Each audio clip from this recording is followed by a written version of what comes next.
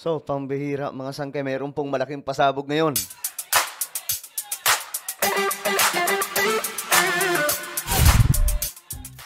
Alam nyo, sa mundo ng politika, talagang malulula ka sa mga nangyayari, no? Grabe yung political drama, mga sangkay. Ngayon kasi, mayroon pong pasabog. Pag-usapan po natin ito, mga sangkay. Anyway, bago tayo magtuloy-tuloy, sa mga hindi pa po dyan nakakapag-subscribe, tayo po ay malapit na makarating sa 2 million subscribers. Kaya naman, sa mga hindi pa po dyan nakakapag-subscribe, makikita ninyo yung subscribe button sa baba ng video na to. I-click nyo lamang po yung subscribe, i-click ang bell, at i-click nyo po yung all. Sa mga nanonood po sa Facebook, syempre, i-follow nyo po yung ating Facebook page. Okay, very interesting. Why? What happened? Well, eto nga ang balita ngayon.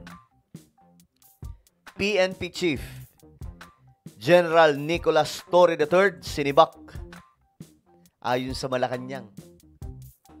Totoo kaya yan, mga sangkay? Pero ito na, binalita na eh. So, ibig sabihin, totoo. Ito galing po mismo. Ito, mga sangkay, meron pong, ayan, kinumpirma ni Executive Secretary Lucas Bersamin na nirelieve sa pwesto si PNP Chief General Nicolas Torre. Ano kaya nangyari, mga sangkay, no?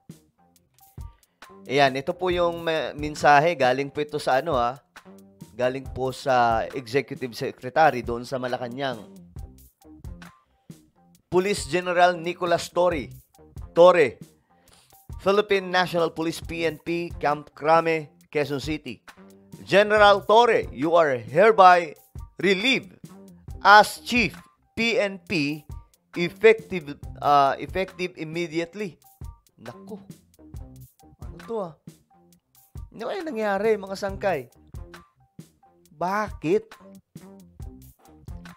Naku, may iniisip ako, mga sangkay. May iniisip ako, pero siyempre gusto ko pong malaman din yung opinion nyo. Ano sa tingin nyo ang dahilan? Grabe ang political drama ngayon. Kaya nga sabi ko sa inyo, wag po tayo masyadong wag po tayong papaapekto sa mga nangyayari pampolitika, mga sangkay. We all know this is politics. Marami pong twisted stories. Maraming pwedeng mangyari, mga sangkay. Maraming pwedeng ilaglag. Maraming pwedeng papasukin. So, ito yung politika sa ating bansa. Ngayon, ang tanong, bakit tinanggal si PNP Chief General Torre? Anyari! Ayun, mga sangkay, kailan ba siya na-appoint? Na-appoint siya nung May 29 lang, Bago lang. July, August. Saglit lang siya. Saglit lang siya namuno. 2 months. Or magti 3 months pala. Almost 3 months. Nambihira. Why? Why, oh why? Ayan, nagkaroon po ng turnover ceremony noong June 2. So, almost 3 months lang po. Kasi magsi-September na Why? Ang lungkot naman ng balitang to kay General Torre. Hindi ko alam kung binigla siya. For continuous and efficient delivery of public service in the PNP, you are hereby directed to ensure proper turnover of all matters, documents, and information relative to your office. Thank you. By order of the President. Lucas Bersamin, Executive Secretary. So, permado, mga sangkay. So, bakit? Bakit sinibak? Eto, magbasa-basa po tayo ng komento. Pambihira. Ang laking pasabog nito. Ako, ang gusto kong masibak, isa sa gusto kong masibak sa talaga, yung secretary, mga sangkay ng DPWH. Plot twist, Torre as DPWH Secretary. Ito ito yung iniisip ko. Ito lang, nasa isip ko lang to What if meron na naman pong paglalagyang opisina kay General Torre. 'Di ba? Naalala niyo mga sangkay nung bigla po siyang naging pumalit. Ilang opisina yung kanyang tinakbuhan bago po maging PNP chief. Hindi ko alam kung may panibagong role na naman po itong si General Torre. Pero napapaisip nga ako dito eh. Plot twist, Torre as DPWH Secretary. Yan yung pinakamalupit na plot twist. Bakit kaya? So, ang tanong dito, totoo kaya mga sangkay, biglang magkaroon ng plot twist no? Si Torre pala magiging DPWH Secretary. Kasi nakakagulat eh. Walang kahit na anong problema naman. 'Di ba? Walang naging error eh. Mas ano pa nga po ito, mas aktibo pa nga po itong si Torre kaysa po kay yung naunang PNP chief. Pero bakit biglang sinibak? Ito lang ang naiisip kong dahilan. Naisip ko lang naman, hindi kaya gagawin po siyang yung opisina ni Torre ay panibago na naman at gagawin na naman po siyang tagahabol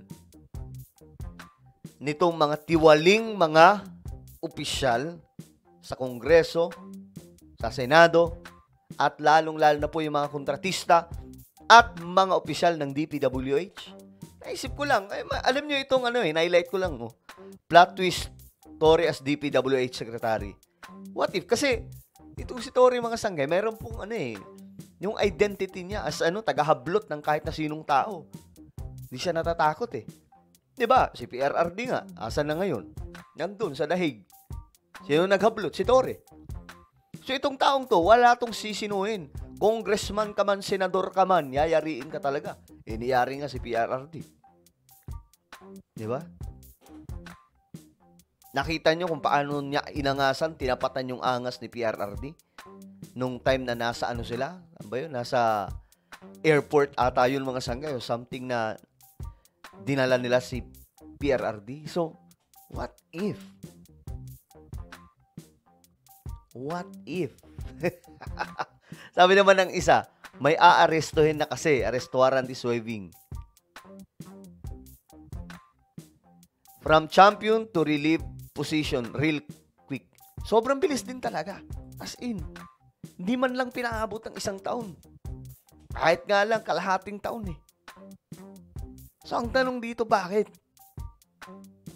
Boxing pa more. It's a trap. Patalon-talon ka pa. Deserve Diwata. Mag-training siya sa wildcard gym. Full-time boxer.